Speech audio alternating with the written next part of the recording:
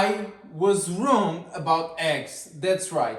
I thought that for as long as eggs are tolerated by your body, meaning you did an IgG blood test, a food sensitivity one, and you have zero antibodies against egg yolks or egg whites, and you ate pastured, meaning 0% corn, 0% soy fed eggs, that you would be fine, that you could consume as much as you wanted every single day. But I was wrong. You see, whites contain anti-nutrients. I thought that anti-nutrients were only present in plants. I was wrong. The whites contain avidin, trypsin inhibitors. The yolks contain phosphate. So it's not just the whites, it's also the yolks. Actually, a lot of people, after doing their IgG food sensitivity test, actually find out that the yolks actually trigger them more than even the whites. So it's a personal matter. Don't think that it's just the whites that are not great. Supposedly it's especially raw, meaning if you cook the whites, maybe you reduce that effect. Also, certain fish, also especially raw, contain thiaminase, another anti-nutrient. And some shellfish includes crustaceans like shrimp and mollusks like, how do you call that fluffy one? Those octopi contain lectins. We can also add here those little snails that some people do and cook and eat. Every type of animal that's or food, just like plants, that cannot protect itself so greatly, typically has anti-nutrients in it. You see, plants cannot run away, eggs cannot run away, some fish cannot run away, and shellfish, especially those bivalve ones, those need to have those anti-nutrients to protect themselves. So even if you tolerate and you get some wild fish or shellfish, if it's these certain types, it will rob your body of nutrient, meaning it's not an ideal choice. So if you eat eggs and seafood, consume them occasionally.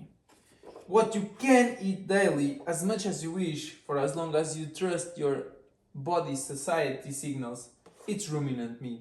You see, there is nothing more pure than ruminant meats. Ruminant meats are amazing. They are so much nutrients and in such a dense package. We already know that it has creatine, taurine, carnosine, carnitine, CoQ10, choline, so many others. We know it has heme iron.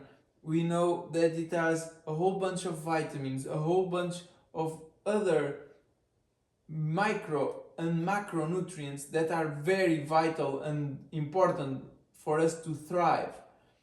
But there are plenty of other compounds in ruminant meat, just like beef, just like lamb or goat or bison or elk, that we don't yet fully understand. So to say that a plant-based diet with 10 supplements or maybe 110 will compensate is an illusion.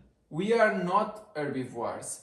Herbivores transform this into short-chain fatty acids. We transform fat into ketones. We have to understand that if there are some animals, some probable bigger fish that can break down this, and some probable also bigger fish, or maybe some birds that can live off of this and kill this inside their digestive system, that's one thing that is a possibility. But we don't. Just like goats have some components inside of them to break down tannins, and we don't, we need to feed ourselves with what we can break down properly. A high lion diet is perfect for human beings. Most of people can add butter as well and swap for the salt. Maybe have some salted butter, some non-salted butter, so that you can go back and forth if maybe you don't feel like going so much for salt, because you need that sodium. Other people like to go nose to tail, and that way, and also drink the blood. That way we get as much sodium as we need, and we don't need to add extra through salt. You have to do what works for you. Some people can do this and this daily and this daily. You have to do what works for you. This is just theories. These are just words. These are just some words on a whiteboard. They might mean nothing in real life, but from what we can see in the internet testimonials, people who record themselves and talk about their experiences, mostly carnivore diet is perfect for the vast majority of people, and some people might need to just go meat, salt and water. Some other people are in between and can add butter perfectly well. You see butter has no casein, or mostly none, just trace amounts. Do what works for you. I recommend you do a mostly lion, but enjoy yourself. If you've done the blood test and you know you tolerate them.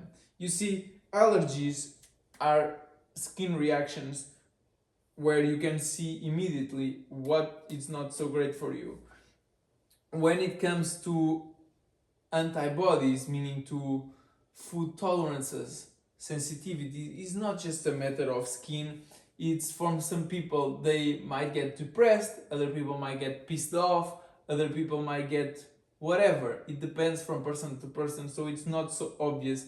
And thus, just say goodbye to $200 and do one of these, because you should not touch antibodies foods for at least a year. And how are you going to know which foods trigger you unless you do the test, or unless you're very, very attentive? But then there's a compounding effect, because sometimes we get pissed off and we don't associate with food when it was a physiological effect. Do the test. The best investment, one of the best investments of your life, and the best one will always be fatty ruminant meat and water.